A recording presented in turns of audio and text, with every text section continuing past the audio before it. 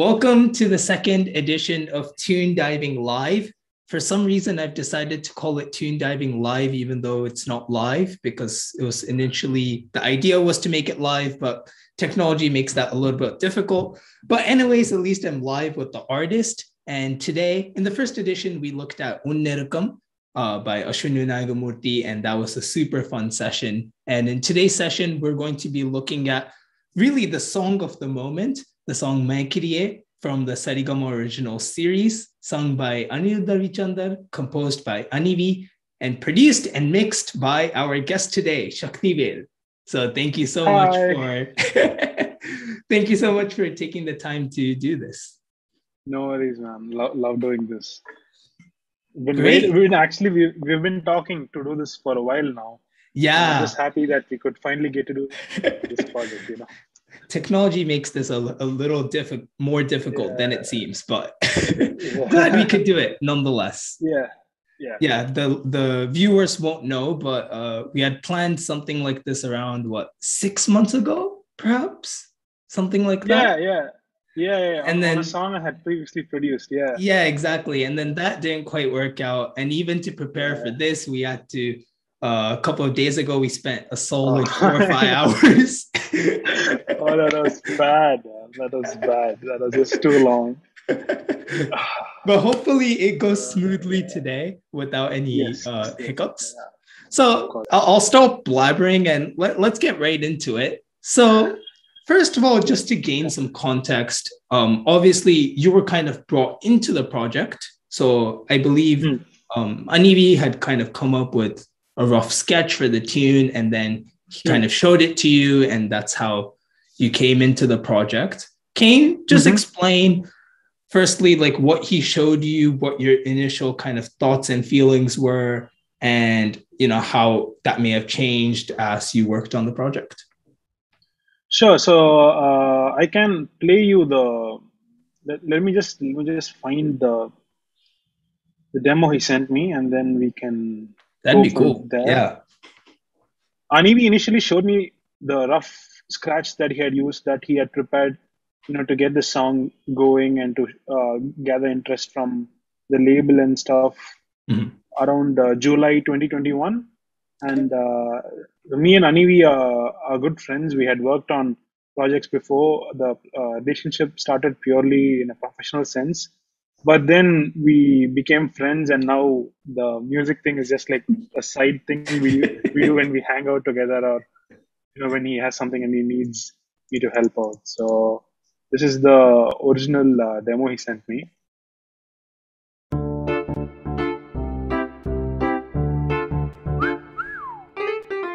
மூக்குத்தி பேபி கியூட்டா இருக்கீங்க கொஞ்சம் பேசி பேசி ஆசை காட்டுறீங்க ஏன் இப்போ நீங்க தள்ளி போகிறீங்க ஏங்க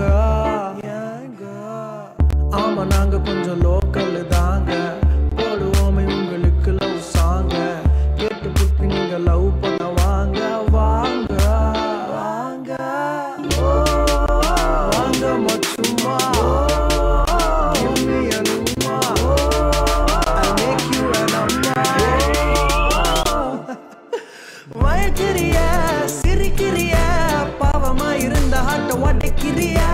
Mayakirriye sirikiriye pavi pola enna paathu nadikiriye Mayakirriye sirikiriye idea valava sonna adikiriye Mayakirriye sirikiriye ella vaniya mappa vechu todakiriye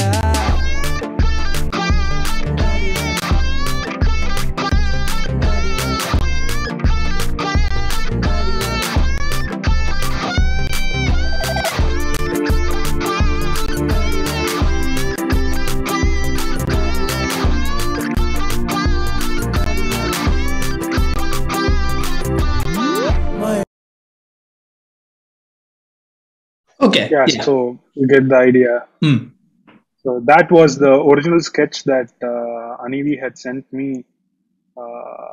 This was before I was even involved in the process. He was just showing it to me like, hey, I'm gonna be doing this. This is gonna become my next release.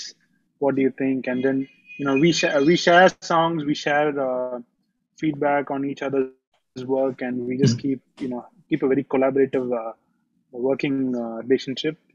And also, it's like I said, it's basically a friendship first, and then it's like, okay, we do music right on the side, So it's very casual. It is very candid, and initially, I had no, I didn't even think I was going to work on this song. It was just going to be, I was like, okay, somebody else is going to be doing this because we had worked on other projects earlier, and he was like, I might be doing this with somebody else. I was like, that's perfectly all right, because he wanted to explore and stuff. But then, cut to November 2021, and Jimmy Rudd, who's the director, is also a friend of mine, and we were all hanging out.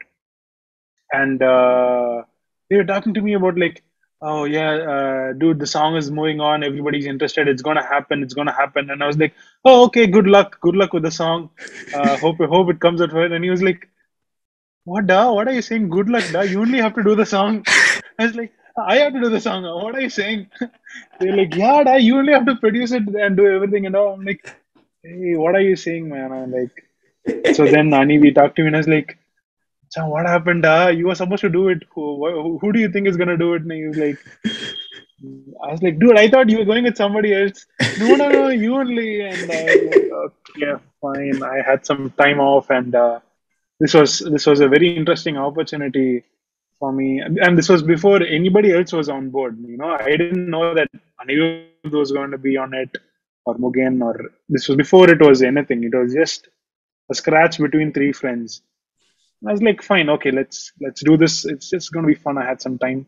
And I was like, let me try something with this. So I've been wanting to do something like that, hip hop / reggae thing for a while now. So I was like, let's do it. And thus, Mayakirriye started towards November 2021 and the production of Mayakirriye. So that was how it started. That's great. So how long did like the kind of production process take, roughly, do you think? If my memory is right, it was end of November. So yes, apparently the first thing that I did was the 28th of November, and the song was done by February starting. The first week of Feb. So I would say, give or take 2 months. 2 months. And production, arranging, mixing, and mastering. So that whole thing, yeah. Which, to be honest, is actually a very less time frame for me. 2 months, the song is actually pretty good, because previous projects, oh my god, those were too long. But yeah. When we're doing the trial before this recording, Sakkthivel had shown the number of drafts that he had come up with for some of his previous projects. Just like the number of masters was like maybe like in the hundreds.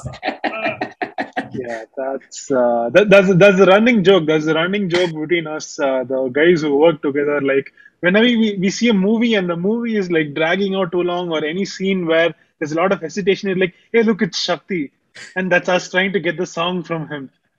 So I don't do it deliberately, but it's just I just go through every single detail of the song. I'm a perfectionist where it starts giving me self-harm in a bad way. It's bad for my health. Like I start obsessing over every single detail, and the mix, the production. I start revisiting stuff. There's no definition of process for me. Like when someone comes to work with me, they're like, okay, we'll do the production now, then we'll do the mixing, then we'll do the mastering. I'm like, no, that's not happening with me. I'm sorry. We are going to be working on the master, and then all of a sudden I'll go and look at something in the production. Like, no, that was not right. Like, I just need, that snare to just pop out just a bit more. Like, nobody's going to notice. I'll be like, I'm going to notice. No, it's not happening. So, it's always a pretty enduring and intense process with me. But just for myself, I don't give that to others. They just give me the song and then they forget about it. And then 4 months later, he just comes back and he's like, hey, remember that song we used to do? How is that now? And then I show him and I'm like, dude, what have you done? This is so much Like you were not expected to do this much work. It was just supposed to be a little bit, but it's what. Some people play video games. I play video games as well, and this is like a video game to me. It's just fun. Getting that last achievement unlocked, that platinum achievement, it's like that. Yeah. Whether you can get the final mix correct, whether you can find the perfect TQ. Yeah, I actually can't. That's the truth. That's the honest truth about it. Like I can almost never just finalize a mix. It is mostly until or production. It's mostly until my computer starts giving up.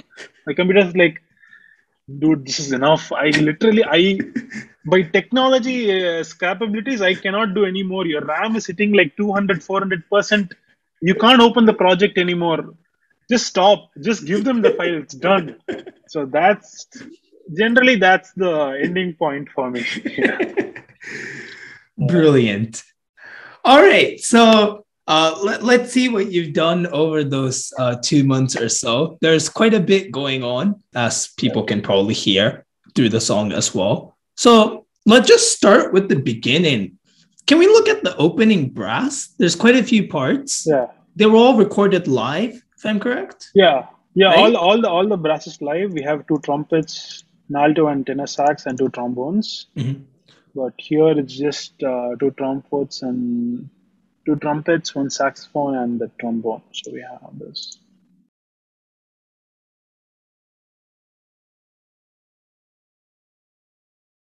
Let me just play the.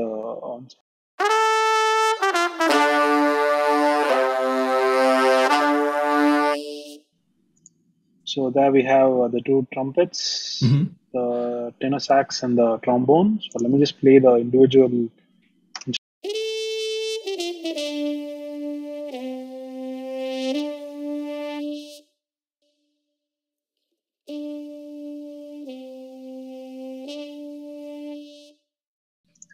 And were those dynamics all like instructions that you gave?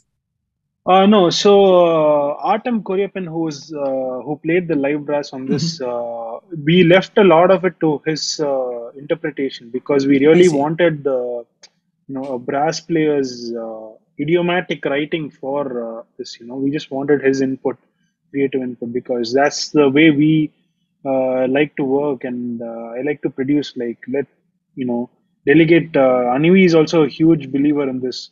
Like we like delegating it to people who do their thing, and I personally believe that when people are given the authority to do something, they put themselves more into it and they give out a better result. So did you leave like the instrumentation up to him as well? Like this, you've got 2 trumpets, a trombone, a tenor sax. Was that your choice, or did you kind of just want a brass ensemble? No, we just gave him a stylistic reference. We gave him some references, and then we were like, we're looking for this kind of sound. We would, like it to be not like an orchestral sound. We wanted a bit more intimate, a bit more, to have that swag, to have that attitude. Mm-hmm. And this was his ensemble. I think also it was the instruments that were available to him at the time. I see. So he chose the instrumentation. We just basically gave the lines like da, ra, ra, and then as the song goes on later, we would like, hey, here we would like it to supplement the guitar skanks, and here we would like something, be free, do whatever you want. And he gave us a lot of options. And then we had to go and we had to figure out the best comp. We have to find out which idea works best for which part of the song. So I had to do all that stuff. And but yeah, the dynamics, the playing style, everything was his call. Yeah, I see. Yeah, so that's the.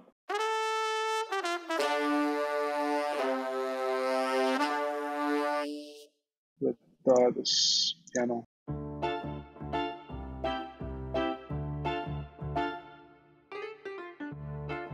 Because we want people to know it's a reggae song. Yeah.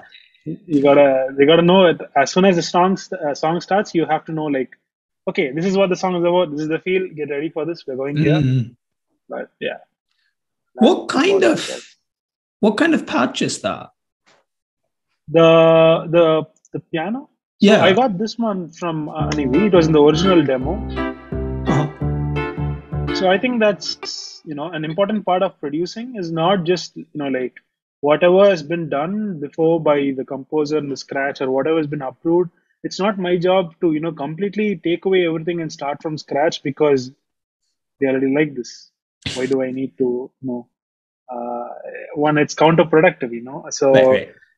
it's just my job to, kind of look at what they like and see if how I can enhance it, how I can make it better, or only in the strict scenario that it might not work, which nowadays is a bit rare because, it's starting to get, the lines between production and composition are also starting to get blurred. So I just chose let me keep the initial thing and let me just build around it. Let me see how I can add a different color to it. So I added this piano, which is very, very mild, which is just adding that,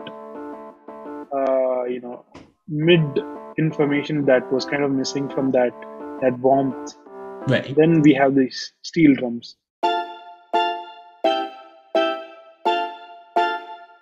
Because it's a reggae song. Right.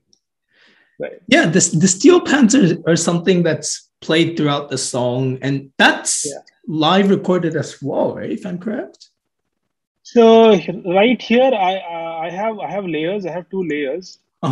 But then I think, if I'm not wrong, we added a live, element later on because I like combining live and software sounds because with live sounds it's a bit more harder to get them to be consistent, and with program sounds it's hard to get them to have character and soul. So I generally do mix those a lot. I do that a lot with bass especially. So that's something that I'm doing a lot with my production aesthetic. So here what we have now is all programmed. So we have some patches, mixes, and contact. Yeah.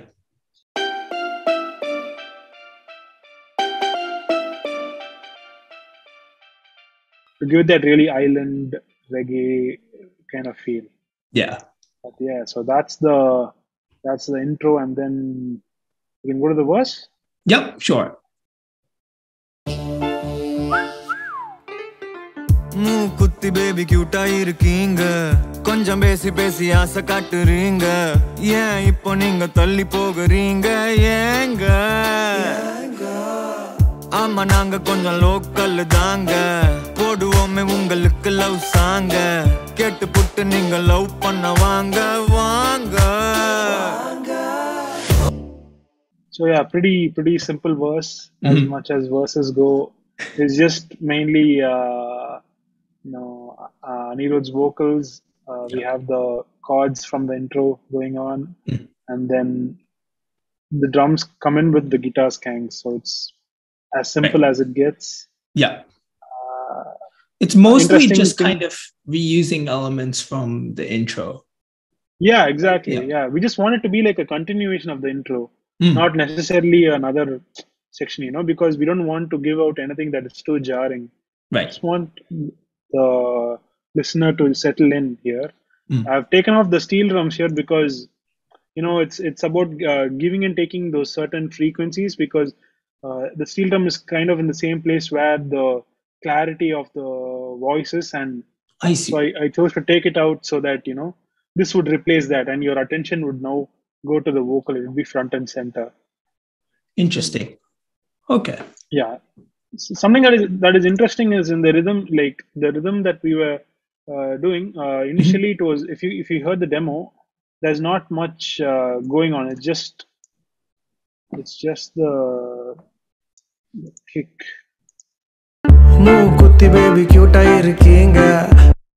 So something that we found as we were working, as I was working in the song, was that I needed something to emphasize that the song has a shuffle feel to it, because the later parts they all have a swing. They have kind of like a groove going on. So an important decision I had to make, which I think really set up the so this is how it's going to be, is the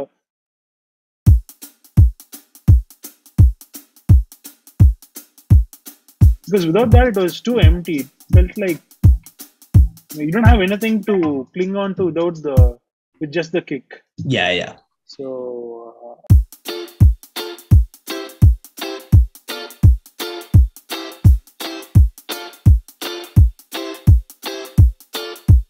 the groove. Yeah. So even it's just 3 elements, we have already set, okay, so this is going to be the groove. You already, mostly your head, hopefully your head starts bobbing now. Yeah, the swing really helps there, for sure. Yeah. So that was the main point of that part, to just get, okay, so these are the elements of the song. We are going to be exploring these further. So it's just setting the stage up. மூக்குத்தி baby கியூட்டா இருக்கீங்க கொஞ்சம் பேசி பேசி ஆசை காட்டுறீங்க ஏன் இப்போ நீங்க தள்ளி போகிறீங்க ஏங்க ஆமா நாங்க கொஞ்சம் லோக்கல் தாங்க போடுவோமே உங்களுக்கு லவ் சாங்க கேட்டு புட்டு நீங்க லவ் பண்ண வாங்க வாங்க. Yeah, now as the repetition comes, we want to introduce a few more lines. Yeah. Make it a bit more interesting. So we have the brass now.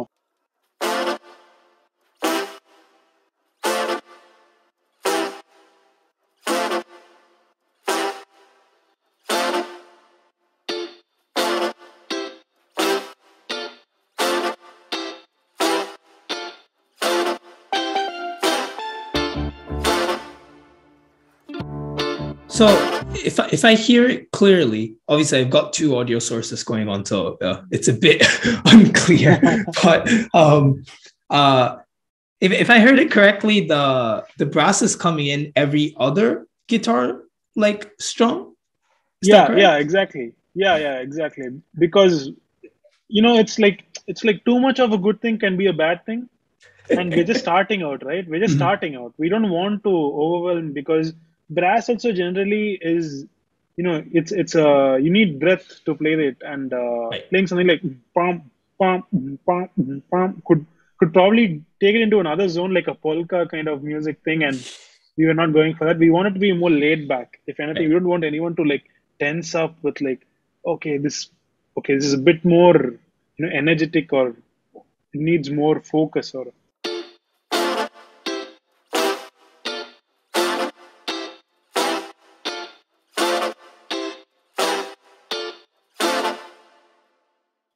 just a call. Just like, it's also like, now it becomes like, if it was just coming in every guitar skank, it would become like doubling thing. But now it feels more like a little conversation, call and response. So that feels more like, more musical, I thought. So that's why we kept it like that. Right. And then simple, then we get to the, what I like to call the pre, but depending on where you are, the bridge. Vanga machumma, give me an umma, I'll make you an amma.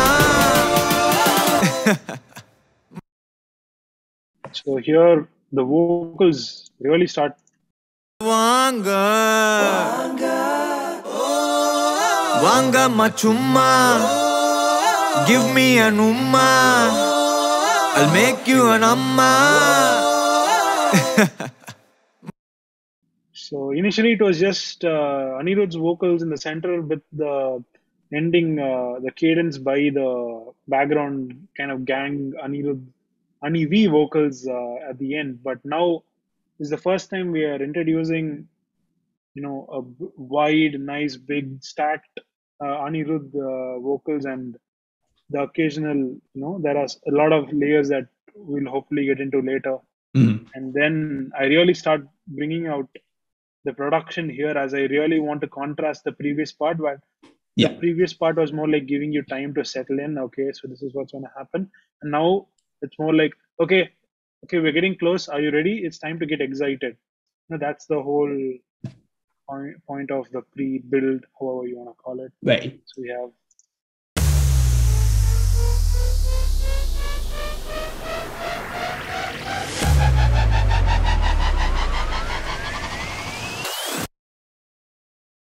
Yeah, so Kashmir is a huge influence on me. He's the reason I started producing music.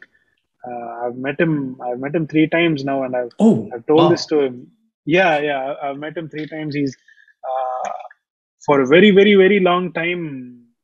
When I started doing music, Kashmir was the reason I got into production per se. Because first I was just dabbling with this free the software that I had got, FL Studio, and after that, when I was thinking of probably maybe going a bit more serious with this, or like, because until then it was just like playing GTA on my PC without my mom knowing. So that's what I was doing with FL Studio Step Sequencer. But I heard Wildcard by Kashmir. It's just an amazing track. If anybody is into dance music, you probably know it. Otherwise, also please listen to the song. It's such an amazing song. I remember listening randomly, just going like, "Who's this guy Kashmir? Everybody's talking about. Let me just go. What's the big deal? Who's this guy anyway?" And I went and I heard that song. It was the number one song on Beatport. So I just played that Wildcard. Those 3 minutes of that song. Oh my God! I had never felt like that listening to any other song before in my life. I didn't know just what was happening because it was so narrative, and I had never heard a song do that. It was just music before, but only when I heard this song, I was like, music can tell a story. This was the first time listening to that song I realized. And I went to high school in Maharshi Vidya Mandir, which is a pretty like 30 minutes drive from my house in Chennai. So what I would do is, in the morning when I was going in the ride, I would listen to that same song 15 times every single day. I would just keep listening on and on to it. Like how many ever times I could do, I would keep rewinding and keep listening to the same song, and I would just close my eyes and I would just think like, oh my God, I want to do this. This is what I want to do. I wish I can make something like this. And that's how the music bug started getting to me, and I was like, okay, let's do this. Let's look at this. What is this music production? And then I saw, okay, so what is Kashmir doing? Because I want to be Kashmir now. Let me see what Kashmir is doing. And he was using Ableton Live. So I was like, okay, so I cannot be Kashmir if I don't use Ableton Live. And that's how I switched to Ableton Live. That's actually, there's no complex, there's no intellectual reason. It was just that Skrillex, Kashmir, and all these big guys were my biggest inspirations. That was the music I was listening to, and I saw what is this Ableton. I saw notable users, Skrillex. I'm like, awesome, Kashmir. That's it. Enough said. I'm getting the software.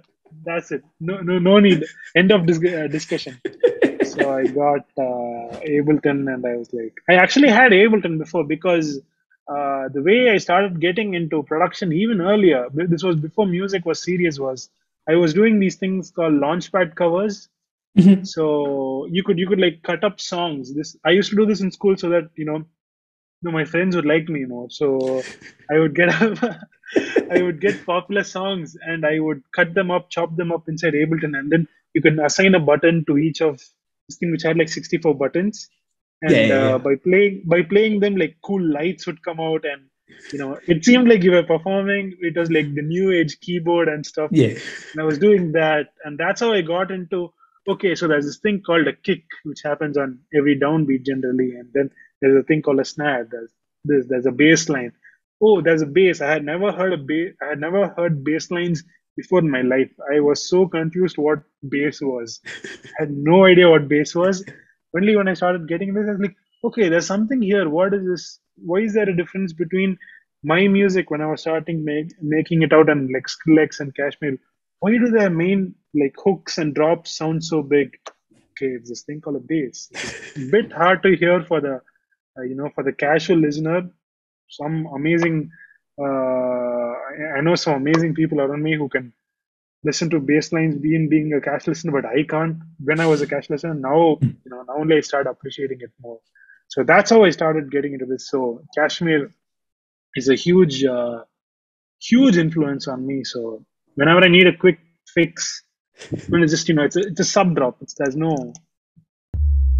are no big things about it. It's just like it's not exactly music. It's more like sound effects. Right. So I'm like, you just need the quickest thing. It doesn't matter. It's like Kashmir said this, like uh, just having Leonardo da Vinci's brush doesn't make you a Da Vinci.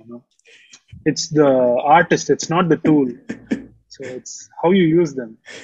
So that's how it. So the effects kick in. We still have the chords going on because we don't want to lose the reggae and go to an almost EDM kind of feel. We have the synths.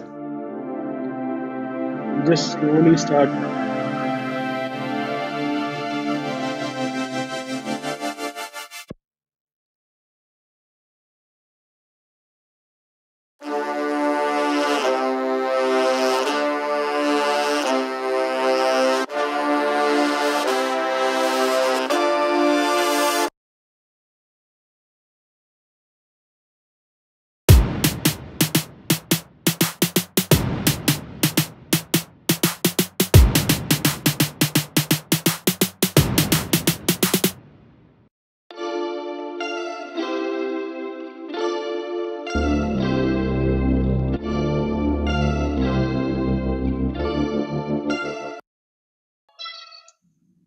Something interesting harmonically. Yeah. Yeah. What's the layer you just played? Sorry. The red one. Yeah. Yeah. So as I was just saying, it's the bass line. It's called it's called a Reese bass. Okay. So it's a very popular sound that emerged from UK drum and bass, and it's basically this sound.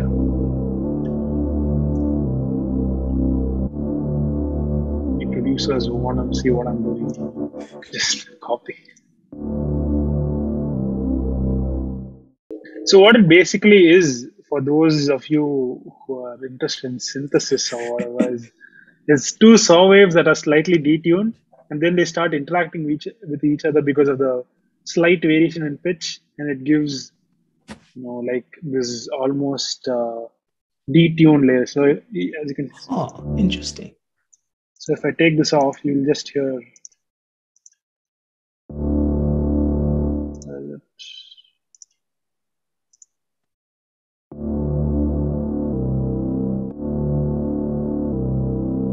It's just filtered saw now, but when I increase this, as I detune them, you get like a cool like shimmering effect. So it gives it a almost little less power than a normal bass, but then it kind of pushes it to the side and just makes everything sit on top of it and gives it that just slight warmth I want in the bottom. And me and Anivee had a big conversation about whether to keep this or not in the final thing, because he didn't want it, and I was like, no, we need something here. We need something in the bass. And I somehow, like, for a lot of the mix versions, I just smuggled this layer past him. He didn't even notice it, and that was enough for me. I was like, you don't need to notice it, but if I take it off, you'll know the difference. That's a big question, that point perspective that keeps coming up during production. Like, I can't really hear this, but then if I take it off, you will hear the difference. Yeah. It's just it's all a part of that illusion, because production is kind of like, creating an illusion. Like, you heard the demo and you hear the final song. It's not, it's pretty much, most of it is the same compositionally, but the difference is the illusion, the magic, it's the trick behind making it seem larger than what it actually is. Right. So that is just providing the base, because everything is now slowly starting to become more and more rhythmic, and we need something to still keep the kind of grounded nature of this part that I needed. Something that's happening also, harmonically, that is interesting, is it is just playing two chords. Yeah. Which it is carrying it from the intro. The intro also just has two chords. I think just D minor, and C major. Yeah. Yeah, exactly. Yeah, great ear. Awesome. Just playing 1/7 for in the Aeolian minor scale. So that's just it's not yet showing a lot of color yet. So by not showing a lot of color, we're kind of like limiting the language, the emotion in the song, And so that when we actually show the harmony, it seems like we have opened up this new door to this new set of emotions. It's kind of limiting that, which I'm a huge believer in composition and in production or any kind of art. Like, you have to show contrast. Yeah. And so as you show contrast, you get more depth. And as you get more depth, you get more impact. So you can choose the moments. It's like, I remember hearing this from Skrillex, like, how do you make, like, everyone was asking him, how do you make the main section of your song sound so big? Like, everybody else is trying, nobody's able to make it as big, or as heavy as you are. And he said, the thing is, I don't try and make that thing big or heavy. I make the other thing small. So that's so contrast. So when you show contrast, you achieve depth, and when you have depth, you can travel with that depth. And now, when you want really to make a statement, you hit that point, and it seems bigger than before. It's also this thing that comes from orchestral music. Like, a lot of people, when they generally start out, they write every single thing forte or fortissimo, fortissimo, and I'm like, that's not how you make something sound epic. I remember my teacher telling me this when I was in college. Epic music is not by making epic passages, it's by making everything else small. So when you get to the epic part, it sounds epic. So that's what we were going for here, hopefully, and that translated. So that's pretty much the thing. But the really interesting part with the melody is that here you can actually hear the call and response. Wanga machumma, give me an umma, I'll make you an amma. So was a part of the thought process, like in the verse, you kind of introduced that call and response kind of thing, right? And then now you're making that more explicit. So is that kind of like foreshadowing something you thought about? Yeah, it was kind of like the way I was imagining it was, so there's this main person, so Anirudh's vocal is like the main person who's in center stage of singing the song, and then there are the background vocals. Yeah. And so at the start, we just wanted like the spotlight to be just on Anirudh. And then there's this, just with the sparse use of those more subtle background stuff, it just seems like, okay, there's something lurking in the shadows. It's just, but right now we're only going to concentrate on this person, and then it just opens up. When we get to the pre, it opens up, like it's like the entire floodlights come on. It's like Amananga konjam local da vanga vanga machumma, give me an umma, I'll make you an amma. You get this sudden contrast, the sound gets bigger, it gets wider, you hear more reverb. There's now another layer to Anirudh's vocal. There's a lower octave. Yeah. So, it's just like we go from the small, intimate sound to suddenly we go to this big, almost like a stage sound. So that's something that was deliberately, intentionally thought of. So we get that contrast, as I was saying earlier. Interesting. So that was the main, that's all the pretty simple. And then we get to the real meat. We get to the hook. I call it the hook. You can call it the chorus or whatever. So let's just hear the vocals first, because I think that's the main selling point of this track, or like it's the hook. It's what everybody remembers from this track, hopefully, and it's the most powerfulest weapon we had. Anirudh's vocals. What, I don't know if there's anything else more powerful right now, but. Mayakirriye, sirikirriye, pavama irunda hatto odakirriye. Mayakirriye, sirikirriye, apavi pola enna pathu nadikirriye. Mayakirriye, sirikirriye, idea valava sonna adikirriye. Mayakirriye, sirikirriye, yelava neeyum appu vachu todakirriye. So as you can see, the vocal production has been beefed up more. We're adding more layers, we're adding harmonies, we're adding octaves, and everything just goes up a notch, because that's something that as a producer, I really like to do. You have to keep making the intensity go up. Especially in this kind of song, need not be for like a romantic ballad, maybe compositionally, but for a commercial pop song, you do need to keep building up the intensity and the grandeur of it, because this is the final payoff. This is what everybody's been waiting for ever since they pushed play. It's like this is the main part of the song. You had your veggies. It's now time for dessert. This is what everybody's been waiting for. So that's the vocals, and we have the chords continuing because that's kind of like the identity of the song. But as you can see, you've the added harmony is grown. Yeah, the 6 is here now. Yeah, B flat. B flat. Yes. So just adding that new color. So when we are getting D and F, we now get that B flat added, and instead of just normally going back to the 1, we now get a different color. We get a more major color opposed to that B flat. That's true. Opposed to the minor color of the D minor. So that just is, I think, it's a very pop thing to do. It's not like crazy progression. It's been used in countless hits. It's just 1 7 6 7. For anybody who's wanting to write pop song, 1 7 6 7 in minor, Aeolian minor, that is natural minor, works. You don't think twice about it.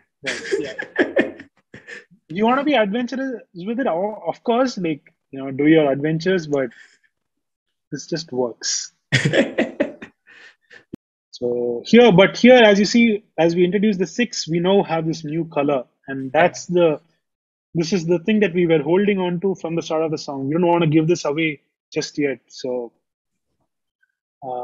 there's something that you can see that has been thought of right from the composition process had started. We are thinking about the impact. We're not just composing with just a flow, or there is some thought put into it. And we have and then the bass line also really starts coming in. So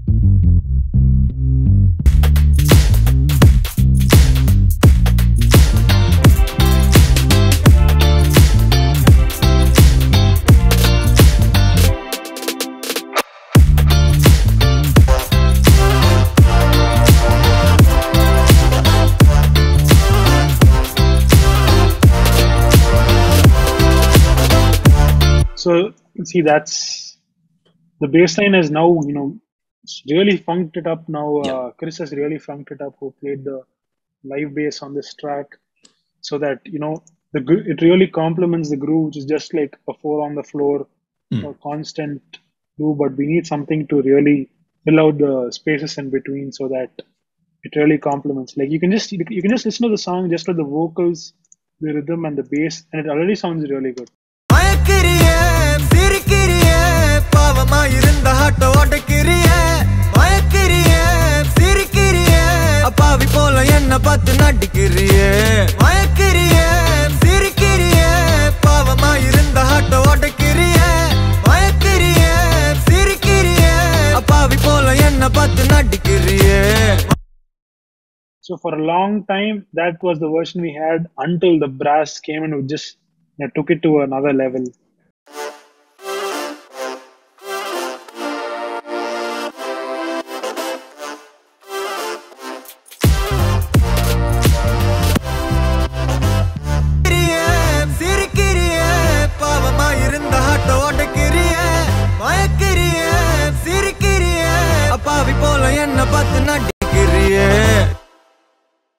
So something that was really important that we needed was we wanted to emphasize the Mayakirriye, that so the brass is really coming in on that. It's just doing a bum, ba-da-da, bum, ba-da-da, bum, bum.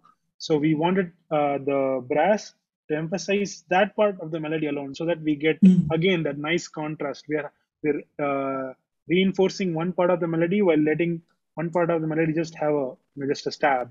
So that creates a nice contrast and creates a flow creates a dynamic, So that was, I think that it was kind of like, it's kind of like fitting a puzzle where you have one element and then you need another element that supports it but does not mask it, but is also not doing its own thing. But no, so doing this really adds to the feel and the groove of the song, because that's what we want the listener to do, to groove to the song without them knowing what's actually happening.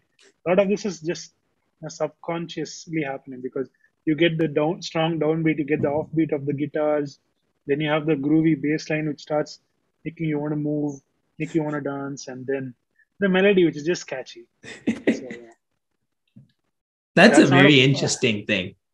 Because that's when you played the brass part, that's something that immediately stuck out. The quick kind of grace note kind of things. But it was only when you mentioned it that I realized that was complementing the melody. Yeah, exactly. So there are so many things which are done just so that you will not actually hear them, which you should not notice. There are maybe not that much in this song, but in the other songs that I've done, there are I've had my friends and I've had random people just like text me after like 20 listens. I heard this thing. I had never heard this thing before. Anivee was telling that to me, like a song we had done that released a year ago now, called Mayakirriye, which it's been a year now, and we just met up a few days back, and he was, while working on this song, he's like, dude, you did one thing in that song, I'm hearing it now only. So I like doing that. That's one of the reasons why I put so much time into it, because I want, even when you listen to it, hopefully for the 100th time, you'll find something new that you've never heard before. Like this, you're just unraveling each part of the. You're going deeper and deeper into it. You start noticing a new layer that you never heard before, or a new counterpoint, or something like that. But these are all like the trick. Like if I show you the trick of the magic, then it's no longer magic to you. It's an analogy I use quite frequently, because it's like that. But for me, if I'm listening to any song, because I know the tricks, I cannot enjoy a song right now. Like it's super hard for me to enjoy any song. It's become both like a blessing and a curse. You can't just like let loose and just listen to a song. You're like, oh, he's done this. Oh, wait, this is reinforcing that. Oh, that is doing this. Why is he doing that? It's that. So a lot of subconscious stuff happening, which is, I think, a very, very big part of production, and which kind of separates a very well-produced track from not yet produced track, which I think is also the difference between a lot of professional people who are the biggest people who are producing the biggest songs on the planet, and people who really want to get there, is that you might listen to it, because I used to do this. I used to listen to like the biggest song, and I would be like, this is so simple. This is just a piano and maybe a drum kit and the vocals. Why is it so good? And when you start going down that rabbit hole, you come across all these decisions that they had taken. So subconsciously, the arrangement, the production is all leading you towards something. So that's why even though like generally this, I would call it a pretty not super produced, it's still kind of minimal track, because everything has an intent, which I think is the most important thing when doing art. Like you need to have intent, and you also need to have every single part of your art should all drive that intent. One can't be saying something else. It can be saying something else in a way it adds character to something else that is giving. Like for example, the brass is doing a different line, but it is still reinforcing the melody. Right. You see, the brass has a different rhythm to the guitars, but they both, even though they're saying different things, they're still trying to convey an added, they're all trying to get to the same place eventually. So that I think is very important with production, arrangement, or just art in general. It need not be just music. With let's say a movie, like a screenplay or like painting, everything needs to drive to one single thing. So that's the hook, the first hook for now. And something Let's- that I yeah. want to bring up, right before the hook. So oftentimes, there's kind of like two ways you can go, right? You can either kind of go straight into the hook from the riser, or you can kind of put in like a pause. And, you know, when I was listening to this song and Arakkiye, one of your previous productions, you know, I noticed that difference where in Arakkiye you kind of went straight into the drop, but here there's this like little dramatic pause. Was there like a reason behind that? Yes, there is. Like I said, like that's the reason behind almost everything we do. So it comes to the same thing I was saying earlier. It's the contrast. Like, how do you make something appear bigger than it actually is by making something smaller just before it comes, you know? So I really wanted the hook to be sound big. So when somebody is hearing it, they just hit by the impact, by the bass line kicking in, by the drums, by the vocals, everything just like hits you. So how do you do that? By making it seem small. It's like in horror movies, right? Like you hear the sound being like, and then it really starts going up. So it's like that thing. It's like the silence before the storm, silence before the chaos. It's like by adding that few seconds of contrast from coming from here, like it really emphasizes that hit. It's all about that impact. But in a song like Arakkiye, fun story, I really wanted there to be a pause in that song as well. I tried so many versions where there was a pause, but it was just not working. So we took a call to, you know, make it straightly just lead into it, because that song is also about tension. So so here it's about tension and release. That's a lot of what music and like arrangement is about. It's about tension and release. Here we wanted the pre to give that tension, and then as it rises, to give a momentary sigh of relief before they had to get into dancing again. It's like, imagine you're at a party and you're hearing the song, and then it starts building. You're all hyped up for it, and then it's just that, okay, just take a little breathe, because you're going to be dancing for the next 1 minute. There's no breaks. So it's that. But in a song like Arakkiye, the entire song is all about tension, all leading up to that moment. Even with the lyrics and the whole setting, what the song is based on, it's all about that tension. The tension between two lovers is exactly what that song is. So I wanted to keep that tension until the last second. So it's all like, you know, leading up to a hug or a kiss. It's all up to until that moment. It's the tension is there. You know, there's no pause. So I would have done stuff, if you go and listen back to that song, to really re-emphasize the tension. Like I don't know if I should say this, but the reverb really vamps up as you get into the build, and literally, like, it doesn't only when the drop hits, like everything is like the rug is pulled underneath you, and you hear the bass line kick in, and that just makes it sound bigger, and it just really emphasizes that tension. So that's the reason why I think it's a very popular choice, not just with me, with like, you can go and listen to any of the top sounds right now. They like, I think that small pause before the main part. I think Anirudh also does it a lot. You can hear it in his latest song. In Arabic Kuttu, like he leaves a lot of spaces where the instrumentation cuts out and it's just the vocal, and then the instrumentation comes back. So, you know, you can hear this now, you can hear this in Rahman sir's music in the 90s. It's you know, in Chakka Chakka, at that part, everything cuts off. It's just one trumpet. It's just that. So it's a very popular trick, a really effective one as well. Yeah. And you were talking about.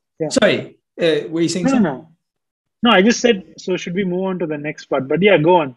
Questions. No, it's just when we were preparing, you're saying that you did a lot to the bass part to kind of give it a different color, and to, you know, for it to stand out a bit more. Could you just walk us through what you did? Yeah, sure. So this really gets into the mixing part, the mixing and production part of it. Sorry if it gets a bit technical, but No. Let's go into it. All right. Okay, so this is the base layer that I received.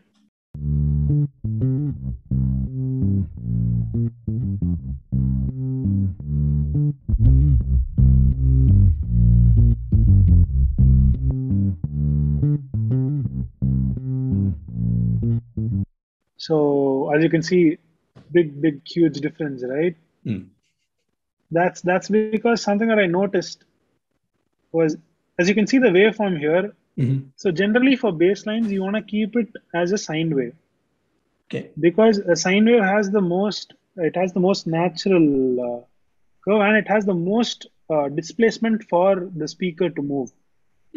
I see.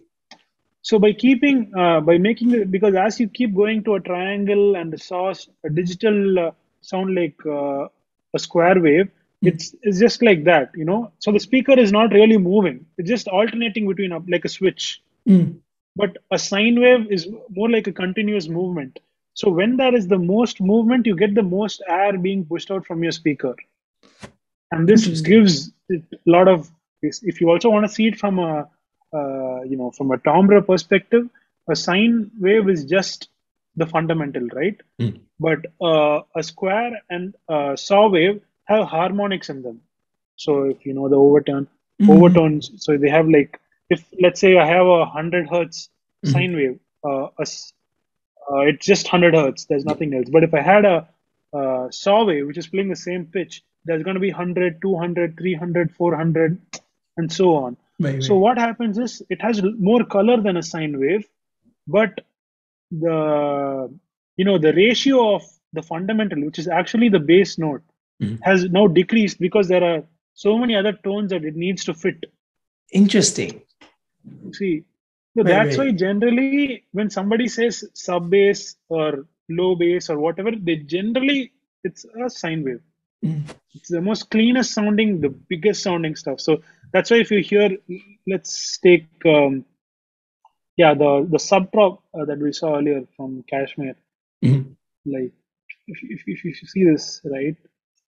Oh yeah, it's clean. Yeah, it's clean because that's what gives the most impact. We just have the initial transient here, but then mostly it's just sine waves. Right. Sine waves just going down in pitch, and that gives the most. I can even show to you spectrally. So if you hear this, you're hearing just this one peak, this one mountain just going there. And, here we have some harmonics. That's true. Yeah. But this harmonics is as another reason. While I do want to keep the bass fundamental where it is, I want the bass line to be audible on, let's say if somebody's listening to it on the phone, or not exactly, a full $1,000 system, not which is like 99.999% of the audience. Yes. Exactly. It's mostly AirPods, or I know a lot of people who just listen when they're hanging out with their friends just through their phones, right? And the bass line is serving such a big purpose. It's literally the bass. It's the fundamental for the entire track. It's like the root note in a chord, like that. Serves as the entire basis for the entire harmony, and here for the entire arrangement. So if I want it to be audible, the best way to do that is to add harmonics. So I've used some coloring techniques here to add some harmonics to the bass line. So here, if you can see, it is not a sine wave.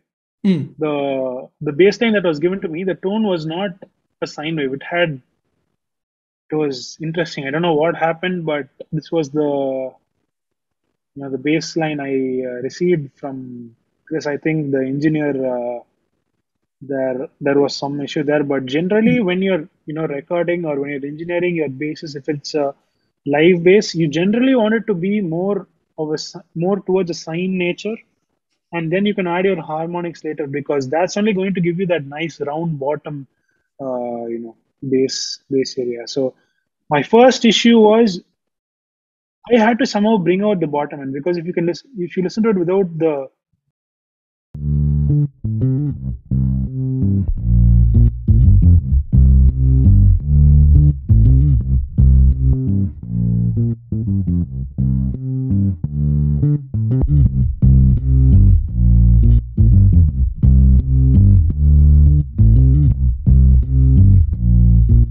where the real bottom end lies. So I had to bring that out.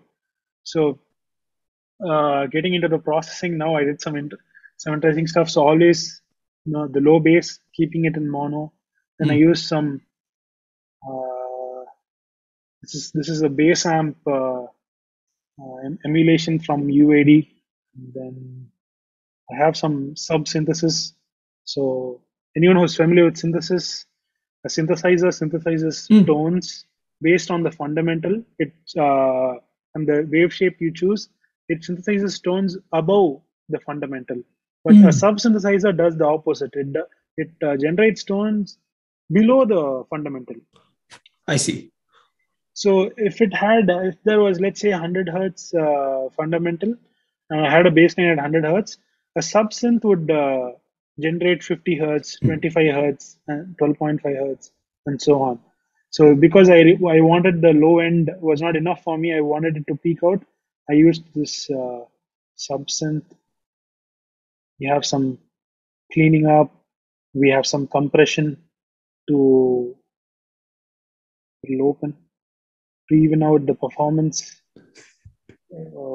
That's something that it's not opening in mind of its own. So we have some compression, some FET style compression, but yeah, it's good for getting your performance right. Some multi-band compression to get the tone even. Then I have some plethora of other effects to get the tone I wanted. And this Decapitator by Sound Toys is something I use almost in everything I do. It's like salt to me.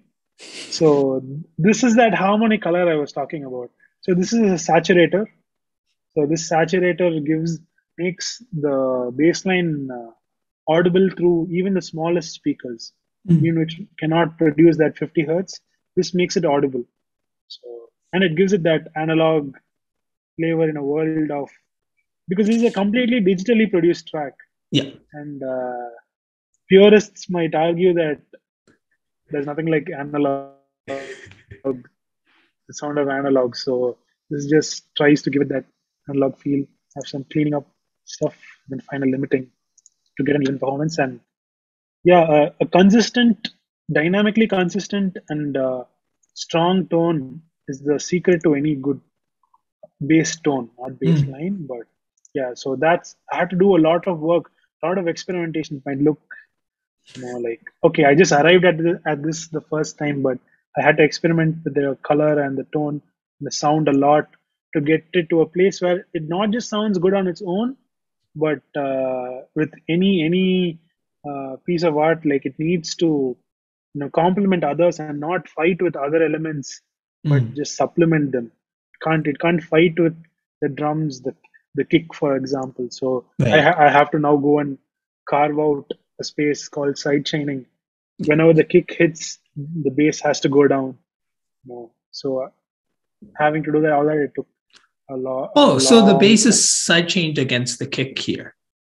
Yes, always. Okay. That's also another thing in almost all of my productions. I sidechain almost everything to each other element, so that's how I'm able to get a lot of space. Like as soon as, because someone I remember seeing a seminar where this great mixing engineer was talking about, think of your song like a drawer, a drawer of socks or something. There is only limited space. Everybody is working with the same drawer or same cupboard, if you will. You only can fit a certain amount of clothes into it before you can no longer close it. Only a certain amount of clothes can fit into it. Yeah. So now it's all about making space for each other clothes. So you can, some clothes fit well with other clothes, some you have to fold it a certain way. So you have to do all these kind of little things where it's like the puzzle. One piece fits with one, the other doesn't. So you have to now go and find the piece which fits perfectly with the other jigsaw. So it's about finding that right balance and right marriage of colors and tones to give you this final unified sound. So that's the bass processing. Shall we go into the drop? Yeah, sure. Which is, I think, maybe the most interesting part of this song. Yeah, because I think I agree. yeah. Oh, you agree? Okay, Yeah, nice. the synth line. Yeah, exactly. So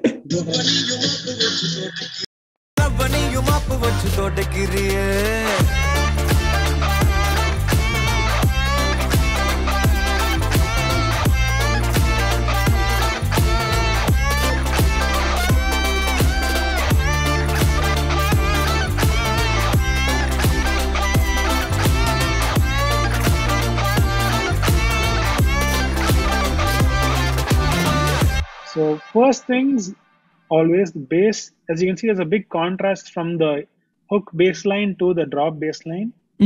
The hook bass line has more movement in it.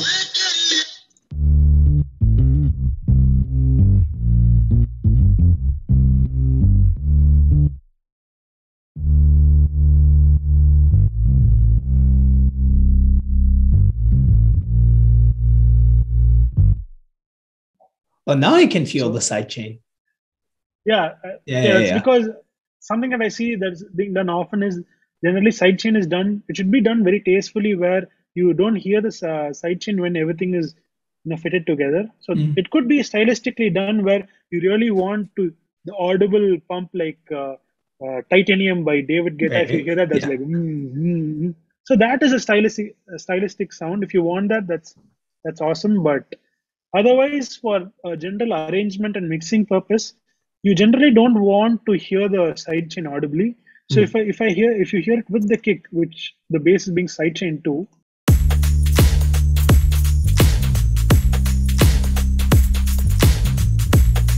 because you don't want the way the perfect kick and bass relationship is. You don't want it to be like boom boom boom wah, boom wah, boom wah. You don't want that. You want it to be like you want the punch, and then there should be a seamless transition towards the to the bass line. If it's like punch, there's a gap, and then the bass line, that just makes it's a bit jarring.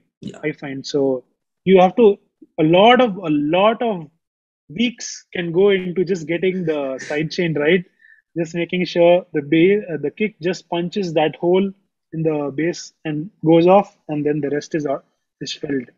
So that's the kick and bass relationship. But here, if you see, the bass line now has gone to a more prolonged, like whole notes. Right. That's because bass, as I said, I want the intensity to keep amping up as the song progresses, and this part, the drop or whatever you want to call it, is the high point of the song, is the one with the maximum intensity, right? So the way to bring about intensity in bass another way is, if you have a lot of notes, if you have shorter notes, your bass is not going to be as powerful as long sustained notes. So from an orchestral perspective, you can hear tubas. So when tubas play like staccatos, like boom, boom, boom, they sound much more weak and they sound much more in the background. But when they play like boom, full whole notes, it really adds to the weight of the orchestra. Like even with like double bass and tuba. So that's something that's been happening since like the classical period, even maybe Baroque period. But so that's something I have used, to add that extra weight that I want to add to the basses by just keeping the bass line be much more minimalistic and much more prolonged, much more sustained than the previous groove. Because another thing is, we also don't want too much groove here because of the synth line that's happening. Right. That's going to be producing the main groove. We want the attention to shift from the previous movement to the next movement that's going to come. So that bass line, the drums still four on the floor, keeping you rooted. So it's like there's no chance that you can miss the groove. It's straightforward. It's common with also other songs that I've done, like Turiga and like Arakiye. If you hear that, it's just the four on the floor thing going. Turiga, it's the entire four.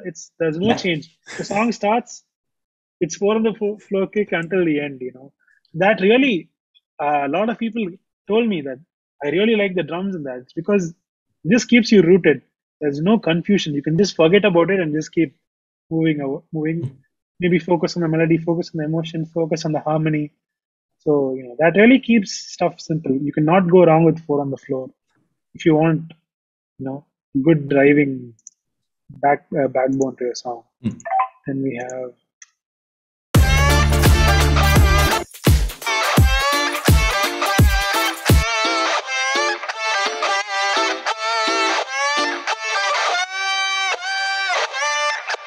have the lead high metal guitar come in, metal rock, whatever you want to call it.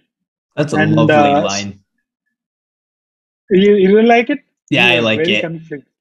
We were really conflicted about it when the song first came. I was not too confident about it, but me and Anivee, we tried changing it, but whatever happened, we kept coming back to this line. So we were like, fine, looks like we just have to make it work, because initially it was not working. It was too sparse. It didn't have the impact we wanted it to have. And then it was one of the things that Anivee came to me initially, was like, dude, do whatever you have to do, okay? The rest, other parts of the song, I know you'll do something, but the drop, you have to do something to this. I don't know what you're going to do. You have to do something. It's just not where we want it to be. It just doesn't have the same impact. We like the line, but it just doesn't have that thing. I was like, well, okay, but as always, easier said than done. So I tried a lot of ideas which I don't even have access to anymore. I had deleted so much stuff, tried so much stuff, delete, try, delete. It was a never-ending process until I just thought about. It's sometimes the best thing to do. When working on something and you're in a cul-de-sac, you don't know where you go. You're in the same loop. You're running in circles. Okay, let me take a step back. What is this? What is missing? What is missing in the song? What is missing for this part? And what I heard that was missing was it was too monophonic, and it needed some polyphony. Not in terms of like number of voices, but in terms of independent melodies or independent lines. It needed another independent line, is what I felt. Which I think, if you hear some of the most catchier songs, you can hear this with Rahman sir's music. His music is very, very contrapuntal. It is very polyphonic, and also with a lot of stuff that Anirudh is doing. He uses counterpoint. He uses polyphonic writing a lot, which you might not even realize, but it's there. It's one of the tricks. It really gets you going. It's only you'll probably only pay attention to it if you're really consciously listening to it. So here, the counterpoint came in the form of this synth line.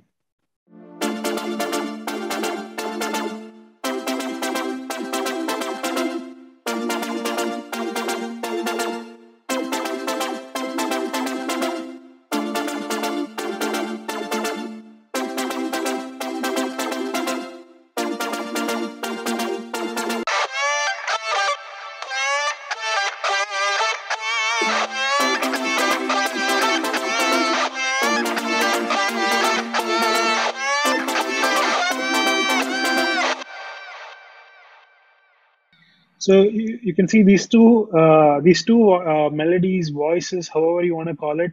There is one thing happening, and then there's another thing which is kind of brushing against it and causing friction and release. So sometimes when the first voice is moving, the second voice stays still. When the second voice is moving, the first voice stays still. And sometimes they both move independently. So harmonically, they are dependent, but rhythmically, they are completely doing their own thing. And that push and pull of each other's own rhythm causes that texture that was what was missing, that I thought from the song. And when I just added that, they were like, yeah, that's it. It's done. They were like, yeah, we're happy. Now go do whatever you want. Take how much or long you want. But this is what we came for. We got this. It's done. So, as you can see here, the MIDI here, it's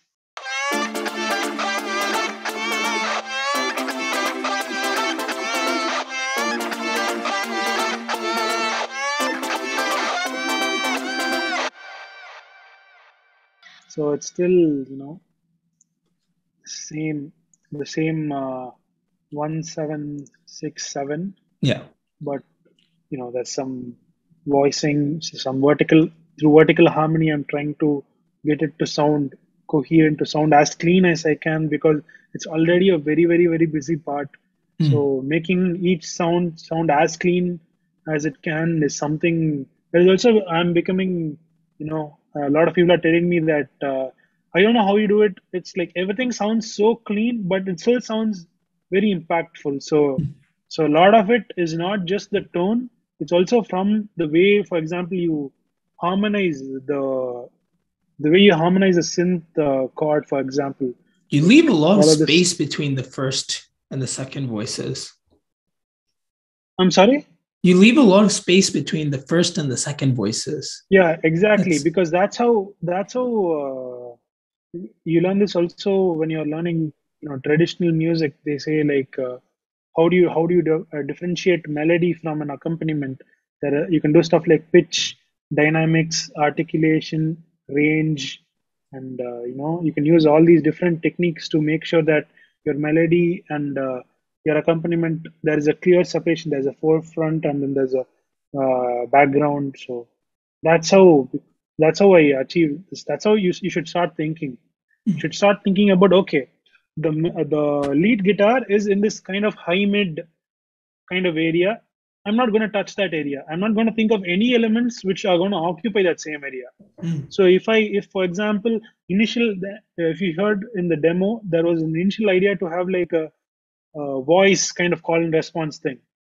But since your voice, the clarity and the legibility in your voice is going to lie in that same region, from around 1.52K to like 6K, it's going to be in that same frequency as this lead guitar was going to occupy. You're kind of shooting yourself in the foot before you even start. Right. You're making stuff harder for you. This is going to show up eventually in the mixing stage. So it's good to think of this in the composition and in the arrangement process as well. So I thought, okay, I have a lead guitar that is pretty high up in the mids. I need to show a contrasting color. I need another voice. So where can I put it? The only space which was available was this low mid to mid kind of range, like let's say 500 to around 1.5 to 4K kind of range. So that's where these synths come and kick in.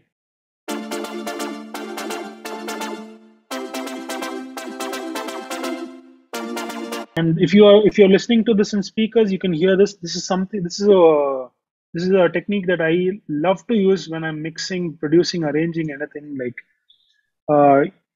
think of the sound as 3D space. So you have the forward and backward dimension. You have the left right dimension, and then you also have a vertical dimension, which I think a lot of people miss out on. So the front and back is based on space, is based on your reverb and your how dry. If you keep something dry, it's going to be in the front. If you keep something super wet, it's going to be in the back. And that's how you get this forward and backward axis. And then you have the left right, which is your basic panning. So you can pan something to the right, you can have something to the left, something in mono, or you can have something just on the sides. So this is going to create that dimension. But another huge important dimension is the vertical dimension, which is basically your frequency. So if you see here, let me just pull up an EQ graph. So if you hear this,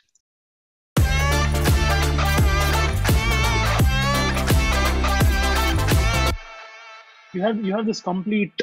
This is the spectrum. This is the snapshot of this section. So there's here you have the bass, and as you go up, you see at this around 1.5 you have your lead guitar, and then here you have your high percussions, your snare, and your transients coming up here. Then you have your warmth and tonality, the warmthness, the low mid body coming out around this area. So this determines your vertical spacing. So the way I like to think about it is all these three dimensions need to be filled. All these three dimensions are basically like your stage, and all your sounds are your actors. It's about just like setting up the stage, and making sure you have a nice, vibrant, and good sound stage. It's called the sound stage in music. So when I was thinking about it, I heard the lead melody guitar somewhere high up around here. I was hearing it here. So I wanted something, and it was also mono. So you have now two of the axes now covered. You have the vertical, and you also have the latitudinal, I would say. Yeah. The horizontal. So you have a mono and up sound. So now I needed something. I had to see where there was space. So I saw a space here and more to the sides. So I thought, okay, something lower than that to the sides would perfectly complement that. That would be like it's basically like now doing a jigsaw, right? It's getting more and more, really apparent that now all of music, all of arranging is just a jigsaw puzzle. So I had something here. I need an element to supplement that. I had a free space. Now I have to go and find a sound which fits in that space. And those, in this case, were synths to me. So it's like, let me pull up the, yeah.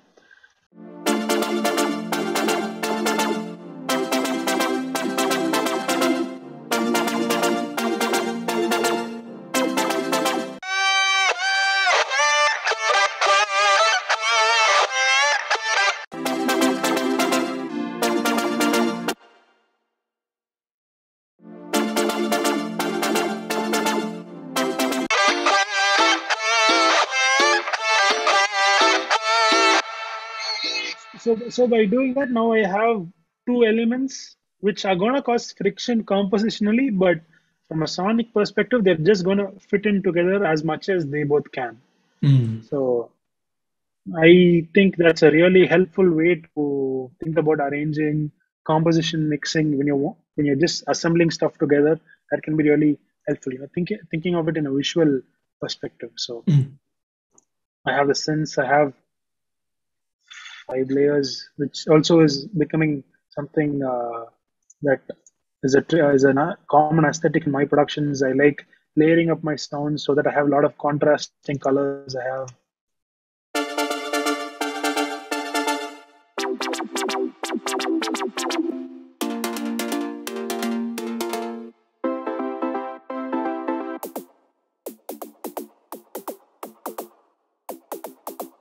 but together they form the unified sound. It's just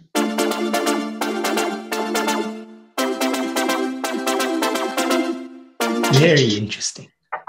Yeah, so that's something that also comes to, it's about it's this another ethos where you have to choose one thing and then you have to make sure you have to identify what that thing does best and let that do just that. It's like they say you can't judge a fish its ability to climb a tree. So let's say I started with this, I started this layer.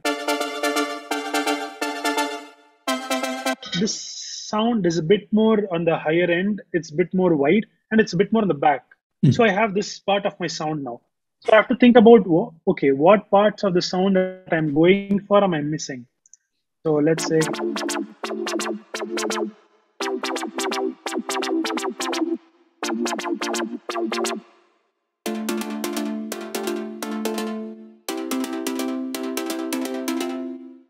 something between, which is helping it, act as a middle layer to the previous 2 layers. Then I have this, just giving it that, just the warmth. Yeah. And then the back.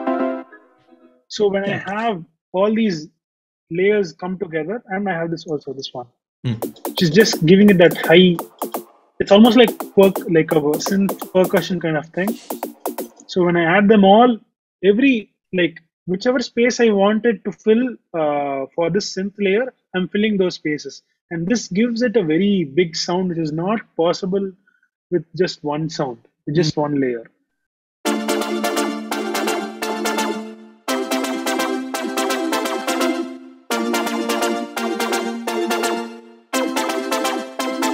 But the trick lies in making it, sound like it's one layer.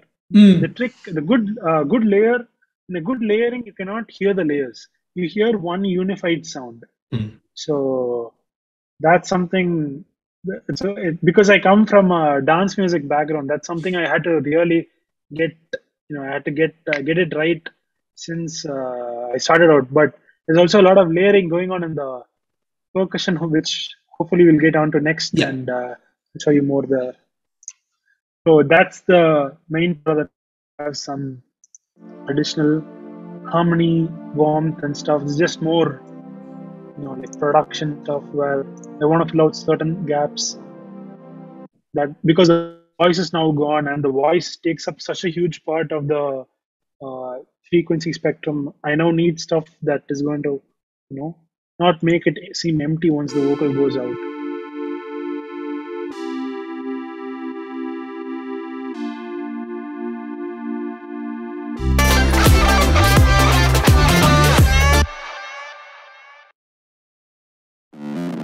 Bass fill, which is actually the bass tone, but I've distorted it.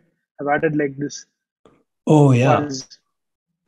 So that's cool. This fuzz thing. This fuzz thing, so that here I really want the bass line to pop up, and now you can hear the bass line much more clearly. Like if you notice. So just adding that top layer now makes it much more audible. And that it brings the bassline now to attention, which perfectly grabs off this section before we go on to the next more free flow section. Anything you'd like to ask about this section? No, I think we've gone through most of it. Are there any layers that we'll get onto vocals late? Oh, sorry, there's no vocals here. Yeah, I think that's it. From my side, we'll get onto rhythm later. Yeah, so, I'm just trying to show. Yeah. I'm trying to show all layers.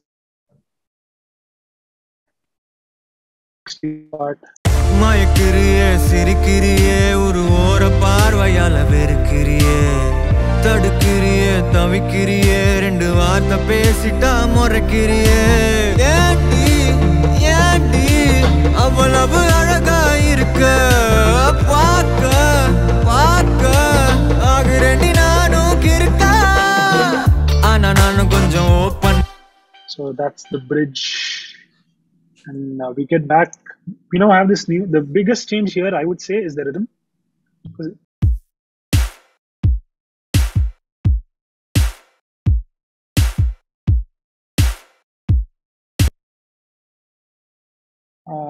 What would you call it? Subdivided beat, which is adding that swing here because we still want to keep that shuffle element going on.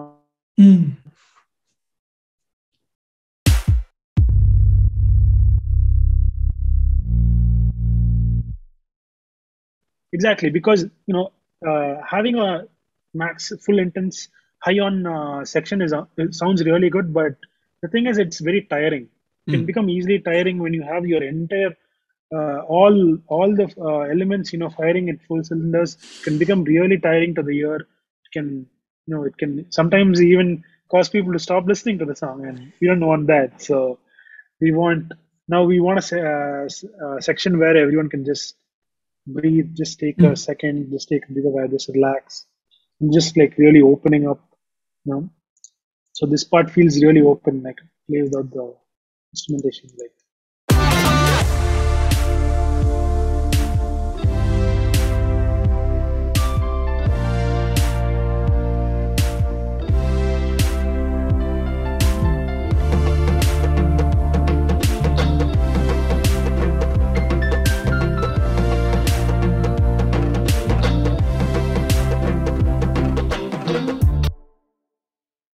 So much more sparse, contrast, same things as before. We're showing contrast, we're making space and taking you into now a different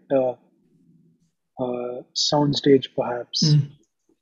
The guitars are interesting there. I mean, obviously up until here we've kind of had the offbeat thing. Now it's this kind of melodic fill kind of thing. Can we hear that? Yeah.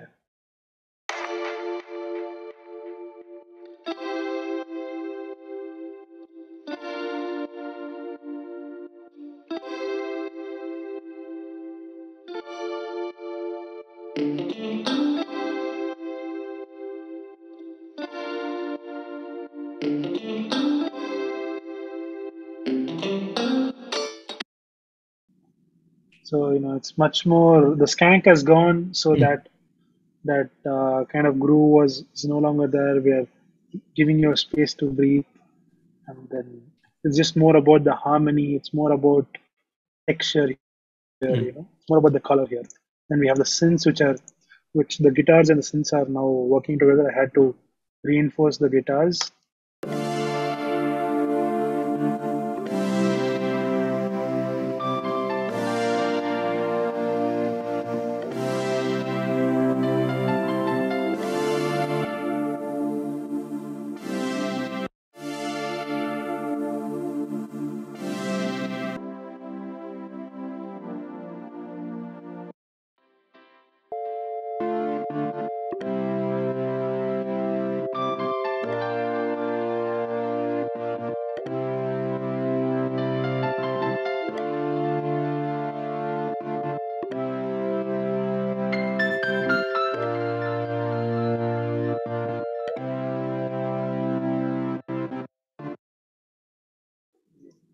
So any synth. But you still do give the synths a little bit of that kind of rhythm, a little bit. Yeah, because it can be a bit jarring if you completely like just come out of rhythm. Like if you come out of a groove, it can be very like, okay, it's just like two parts which have no connection that are just right next to each other. So you still wanted to anything you do, right? You can't do like, it can be a bit it can take you out of the movement if you just do a very big change, which sometimes can be the desired effect, but here it was not. It was to slowly release all that tension and slowly make you come back to a verse kind of thing. It has to it's literally a bridge between the drop and the verse. Right. So it's letting you down easy, So wants to see what I've done. Lot of the sounds, I like to synthesize my own sounds because I don't know, I always have been I just have been like that. It's not opening, I don't know why. Oh yeah, it's okay. All the sounds are opening, it's just in a different window. Sorry about that. This is a fuzz from before. So if anybody wants to, just a basic supersaw, anybody wants to copy the settings, you can. It's not rocket science. It's very simple. So as you can see here also I've like shaped it so that I don't want it to interfere with the vocals. Otherwise, like, yeah, it would be full on.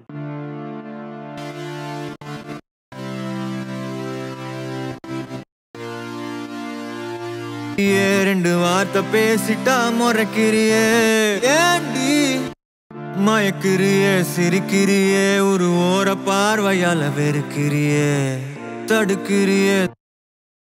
Because I know the purpose of this supersaw is not to be that huge EDM Z kind of sound. It's just it's just which is really like in songs like Yara Laipadu, those super big super saws, or even in Turiga, like the super saws that come when the hook Turiga happens, you can hear the big synth stacks, but that's not the intent here. Here is just to create elements, to create that intimacy, from showing you that big sound stage to bring that spotlight back to just Anirudh's vocals. So that's the intent here.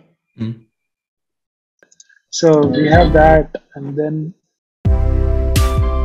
Tadukirriye, tavikirriye, rendu vaartha pesita morakirriye. Yandi, avalavu alaga irukka, paaka, agirendi naanu kirukka. So we have the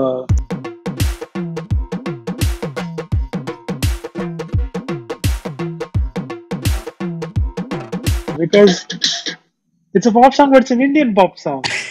You can't have an Indian pop song without some desi stuff. So this is actually Anivee is called. Like he was really no. Anivee loves hitting Indian percussion. I love it too. But then we were at a real crossroads where we had to make a decision whether did we do this? Did we not do this?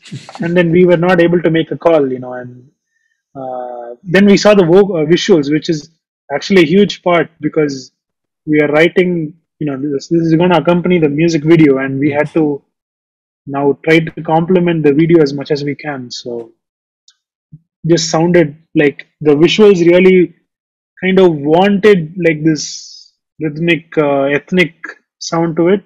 So you're like, yeah, okay, so now it's a no-brainer. No, let's not think about it. Let's just get some Punjabi doles into it, and there was no looking back.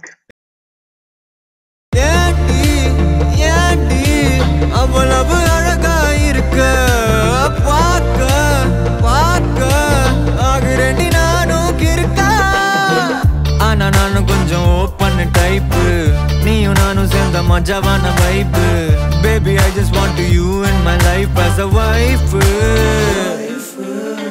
Ama nanu konjam local daandi pinnaliye suttu vendi pattu paadi kettu puttu neeyum love panna vaati. So as you can see, a lot of elements carried over from the first verse, but brass is a little different, I think. Yeah, that's the thing. But it's whenever you do two verses, it's not. It's best to always have some variation in the second verse. So because in the first verse we were just introducing the song, but here you have seen the production, you have seen the big sound. So here you can show more elements. So first, I would say is the first verse had no bass. Kutti baby cute irukeenga konjam besi Immediately you now have a bass line. Ana nanu konjam open type neeyu nanu senda maja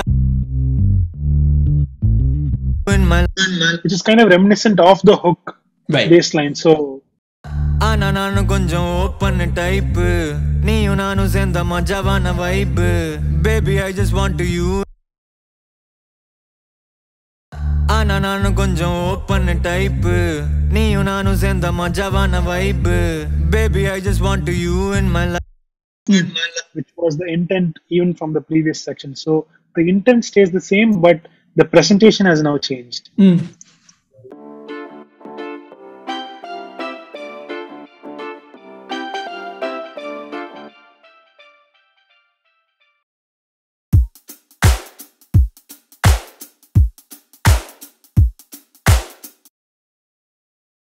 The major difference comes in the guitar and brass. Sorry. You know how more rhythmic, more funky rhythmic guitar.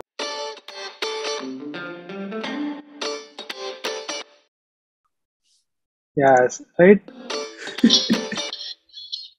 So here it was about being more funky, more. Because the initial section was more about emphasizing the offbeat, and here it's about it's more about showing maybe a difference, showing the same idea but in a different light. Right. So the foundation is still the same. Yeah. Exactly, but it's just showing it in a different perspective, so it doesn't seem like I'm just showing the same thing again. So it doesn't get boring. It's because when listening, you don't want anyone to feel like, oh, I know what's coming next.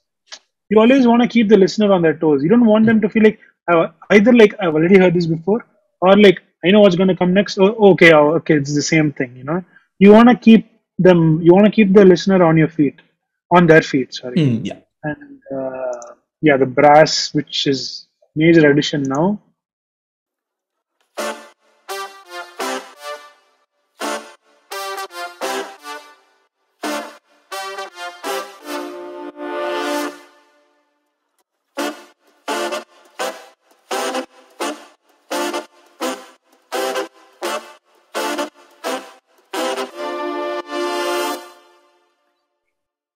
So really funky, bass line, kind of like a big band sound, but not as big, more intimate. So here, before, if you saw in the hook, we had the brass kind of reinforcing the melody. Right. Yeah. The Mayakirriye, so that A was reinforced there, but here the brass is actually reinforcing the accompaniment.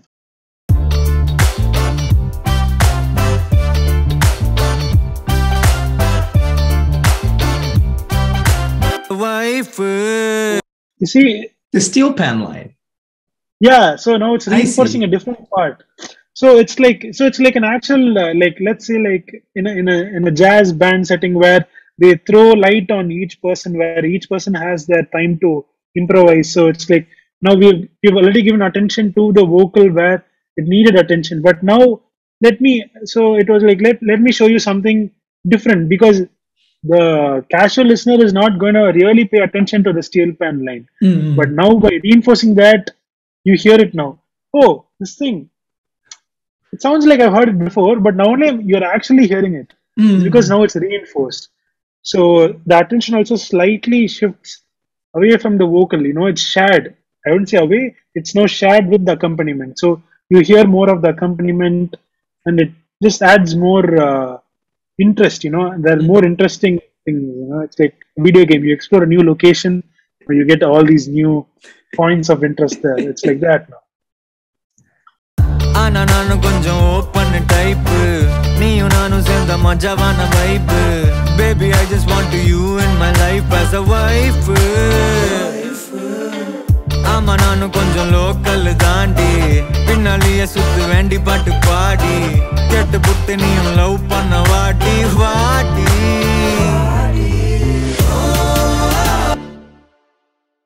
So that the brass also changes in the next. ஆமா நானும் Because I've shown, it's also another trick that I've seen is like, I've seen in some of the biggest songs that I love, which I'm starting to use now, is I've already shown you, I've brought your attention to the steel pan. Now, even if I take off the reinforcement, you're still going to hear the steel pan because you've heard it before. Interesting.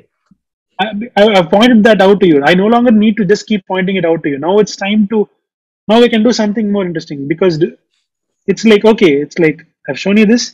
You will be like, okay, I get it. Okay, this is happening.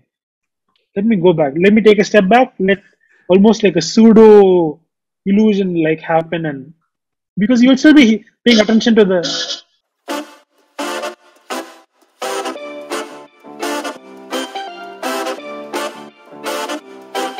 So now the brass can focus more on on building the groove now, because we are going to move to the pre, which has more rhythm, and this part is more sparser. So I need something to create a good transition between the pre and the verse. So then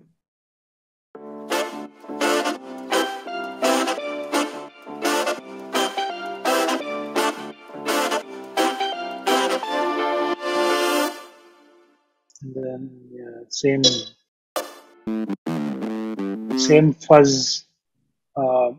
stuff on the bass line, so that when it all just the ending of each section is very important, because it like ties just, it's like the cherry on top, because it determines the cadence, determines like how repeatable it is. So those multiple elements just giving like maybe a comma, maybe a period, so it determines how you have phrased this, because I think of each section as a phrase, and like if you can either choose like to leave it open-ended, a question mark, a comma, or a full stop. How you determine how you determine the ending of this section is going to determine the weightage the next section carries. So just a culmination of the sounds that are available, so that you're just like, okay, this is done, we're going on, it's building up now, back to the pre. Hey pretty lady, please join me baby, na agan daddy varla na podi. So almost the same thing again, we just have the brass,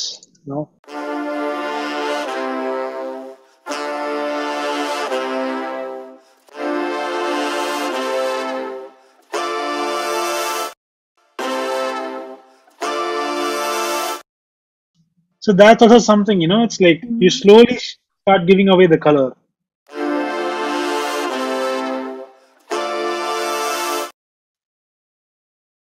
But here it's just like.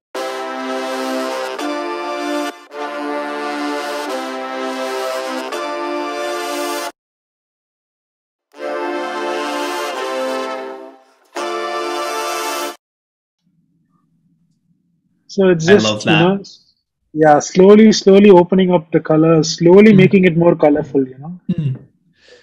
But you would it's I don't think anyone would catch this unless you're if you're a trained musician. If you're a musician, this is not for you. But the average listener would not catch this. But there would be that slight shift in feeling, because you always wanna. That's something that I think is very important to show.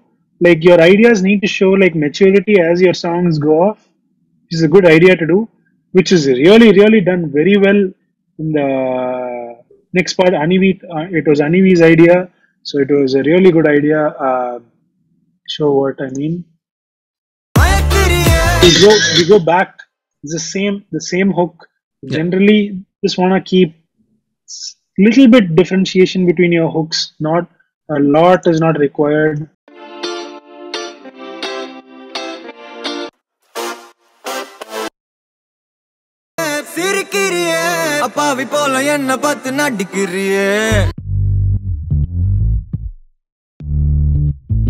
So pretty much the same thing, but the second repetition of the hook is where things really start getting interesting. Yeah. So it was getting too boring. Yeah, it was getting too boring for me. I was like, okay, this is not working. Like, it's the same thing. It's also like, it's kind of like, in a way, kind of like a lazy thing to do, to just copy and put the same thing again. So I really wanted to like throw a curveball here, and just when you start thinking that, oh, okay, yeah, this is a hook. Yeah, I know this. I've heard this before. I know what's coming next.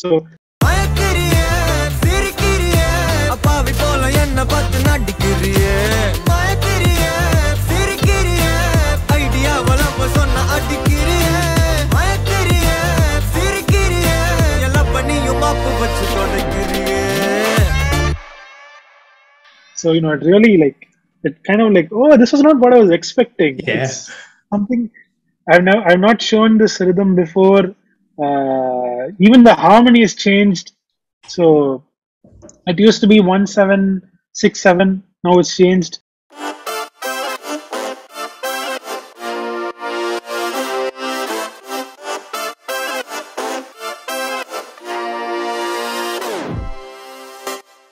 So it's now become 4-5.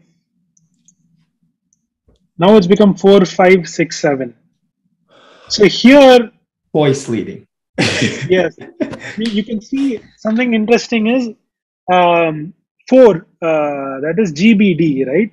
Still has the D in it, which Right. we are kind of revolving around. Yeah. ACE. It comes to the thing which you were saying before, where you were kind of relating the 6 and 7 to the 6 and 1 to the 4 and 5. So that is kind of here. That's why I was like, let's not get ahead.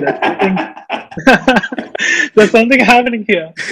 So now, by introducing that G in the bass and by introducing that A in the bass, we now completely shift the tone color. So this kind of happy feel has now moved to this kind of G minor sombre feel and A minor sombre feel. So like here.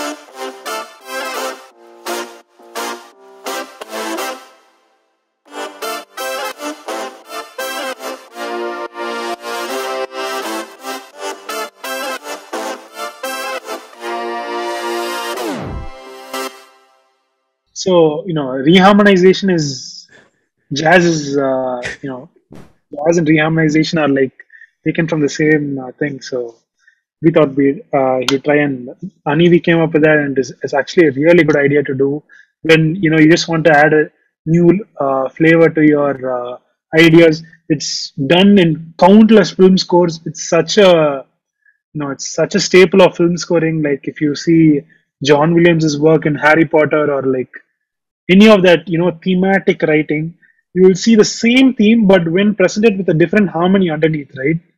It can completely change the mood and the whatever the theme is trying to combat. You'd be a happy mood with all major chords, but when you change it into minor chords and diminished chords, all of a sudden the same thing can have tension in it, which I think is a staple of good film scoring. So tried to implement some of that in the song to keep that momentum going. Mm. And if that wasn't enough, we have the huge groove change. Yeah. I mean, it's just a complete groove which goes from this.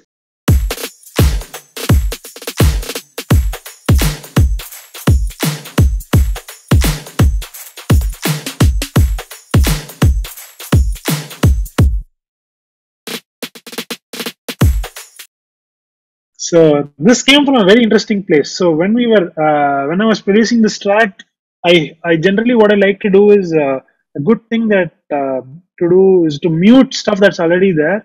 This can be also on your this I would do in my own songs as well.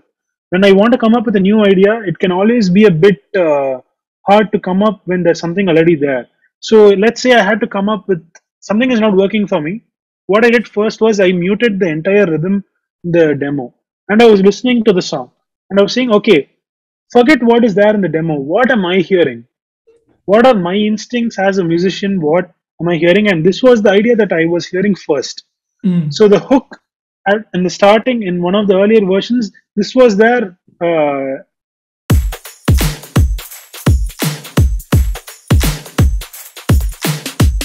So this is how it was. This is how I was hearing it, because we were going into that kind of big band, bebop, jazz kind of thing. So this had more of that, that syncopation that you don't know when the accent is going to come. What I was feeling that day was leading me towards. But then at some stage I was like, okay, I have these two ideas. We have the 4 on the floor idea and we have this more syncopated idea. I didn't want an idea to go to waste. That's all it was. So I was like, it need not go to waste. We have so many repetitions. Let's just put this where we think that a good change of a fresh breath of air would be nice. And I saw, okay, this place where the harmony changes and where, it's the 4th repetition. People have heard it 3 times. They get it. Let's throw the curveball here. It was that moment. And doing this, I still remember because Anivee was here when I was playing this to him, and he was just listening to it and he was like, oh yeah, this is coming. And then this part came and he was not expecting this and he was like, what did you do? Oh, nice. Oh, this is from the previous version. Nice. That's it, it's done. Really eureka moment for him. And I was just waiting the whole time like, wait for it. He was like, oh, yeah, okay, yeah, I know the song is, yeah. He heard it until the second hook and he was like, yeah, I know what's happening next. I was like, no, wait for it, just listen to the song. And then he got it and he's like, oh, you sneaky guy. So that was something that I thought is a really good thing to do. It's because sometimes when I'm just writing stuff, when you're just being creative, you can have a lot of inflow of ideas, and it's as a creator, it's always kind of it's kind of dull to see an idea go to waste. So you need not make your ideas go to waste. If you have the foundation, you can just keep switching up the accompaniment, and that's something that I'm really loving to do. To keep contrast in the accompaniment while keeping the melody or idea the same. That can just create such a new, fresh perspective to something that you think but can. By showing it in a different light, it just makes it fresh. So that was. That's one of my favorite moments in the song, for sure. Yeah. It was kind of very calculated and not calculated at the same time, because the idea came very organically, but to put it at this particular place was very calculated. So that, and then we have the just like, this is also something that I like to do, is like have an inflow of lot of different colors doing their own thing. So we have the drum fill. The scan goes off. It's just the Leslie cabinet cards. So we have the kind of crescendo in the happening in the. But then I have like a tape stop thing happening. So it kind of creates that kind of like when you stop like a vinyl or a vinyl player, it creates a kind of effect. So how did I do that? Let me see if I can find it. This is also very common from like dance music production. So that's something I always do in any of my songs, even if I'm writing like a complete orchestral ballad. To it's who you are. That's a big, I think, part of finding out your own sound and your own voice is to see what your journey is, and always try to show that hey, this has been my journey, and because that's who you are. Your journey is who you are, and by showing elements of that, you start eventually creating your own voice. Hopefully, this exploration leads to a very unique voice later on. But you can see here, glitch 2 is great for adding that tape stop. It immediately throws light on the voice because you hear, because the way he's singing the Todakiriye is a bit that like Todakiriye. It's like there's like one drag there, and all these kind of throw attention towards that element. Every single thing that's happening in the production now throws that kind of dragging thing, because he's singing about this girl who's really making him long for her attention and making keeping him suspended, and will she not, like kind of like that. So you get that tense, very tense thing, and then you immediately get the release with the drop. It's like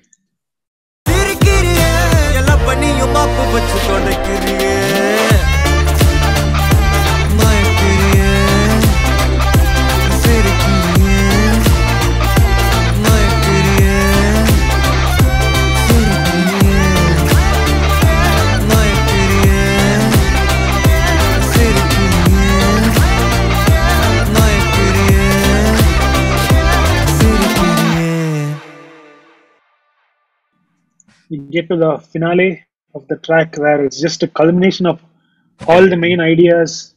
So we have the Mayakirriye, Sakkthivel, Mayakirriye, Sakkthivel, Mayakirriye, Sakkthivel, Mayakirriye, Sakkthivel.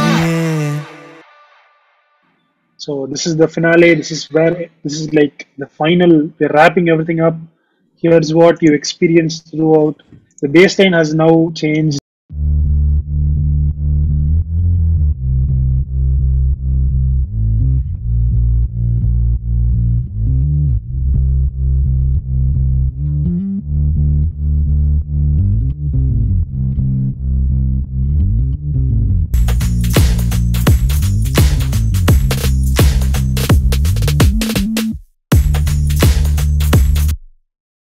You, like I said before, the sidechain you only hear when the bass is soloed. When the kick,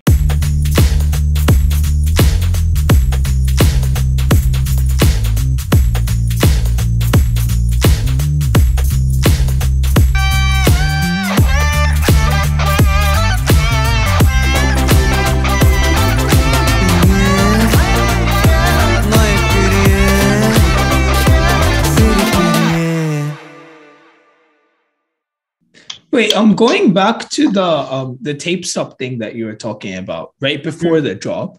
Was that a decision you made after hearing the vocals? No. So the thing is, even in the original demo, right? It's kind of like that. So I knew that. So a good thing. So a good accompaniment always, emphasizes whatever is being told in the idea, in the melody, or whatever your main idea is. So I always like throwing attention to that particular thing, because that's what it's all about. And this song is about this person who sees a girl he likes, and he's now trying to woo her, right? So it shows I wanted something to be there, that kind of shows that there can be rejection. There is rejection from the girl, but he's still kind of like he's yearning for her. So it's like stop. It's like Ian using like so much comedy movies and like cartoons. Like whenever someone wants to say like immediate disapproval is like, it's like it's almost like a comedical effect, right? Like, ooh, it's like that. So it's being a bit playful, right? Because it's like Hans Zimmer says, there's one keyword in music, and that is play. You play the music, so music has to literally play. So by doing this stuff, it just makes it more fun. It keeps the light, peppy atmosphere of the song, and it was done as soon as I got the brass from the player. I knew like, yeah, I'm going to do this because I had to create, from a production perspective, I had to create a transition to the next part. From a emotional perspective, I had to do something that was, playing that emotion that the vocals are singing about. And from a compositional perspective, it's just fun. It's just fun. It's just variation. You need some kind of variation. Otherwise, your listener is going to be bored. They're not going to be engaged. Right. So that, and then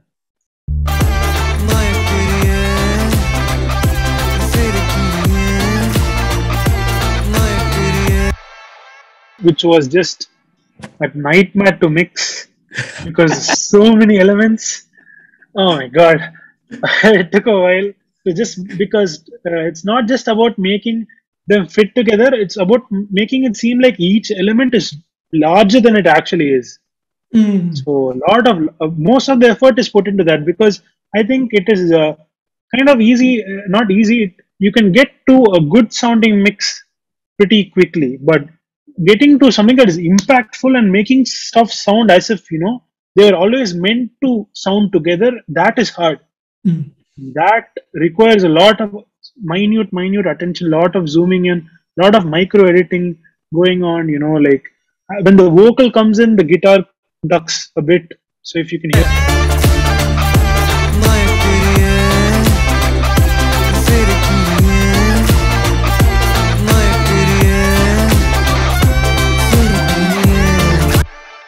So I have this thing which is kind of taking that multiband, compressing that part of the vocal. So when the vocal comes in, the guitar slightly goes off like around 3 dB.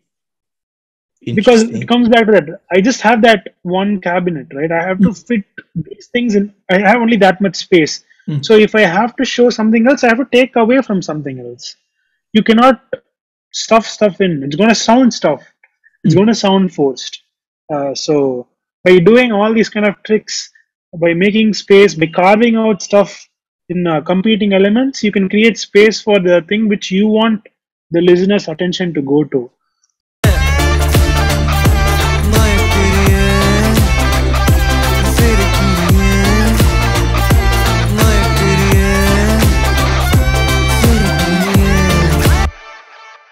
All that space again, we have now the lead guitar slightly higher than the vocals, but the hole is being punched through them when the vocals are coming. Then there's the synths on the side, so they are not interfering much with the vocals. They lay just above the fundamental of the vocals, so they are kind of in a different area. And then stereo, speaking in a stereo sense, they are in a different place sonically. And their sound, which is very important, the voice and the synth obviously sounds different. So we're going to get some amazing separation there. So there's a lot of separation, which is the thing I work the most on, to get separation between each element. So you can hear each thing, if you really consciously listen to it, you can hear, okay, I can hear this, I can hear that, I can hear this, I can hear that. And you can see that a lot of thought, a lot of effort has been put into making each thing have its own space. Nothing is competing with each other. So together they all form this cohesive grand finale to the song. And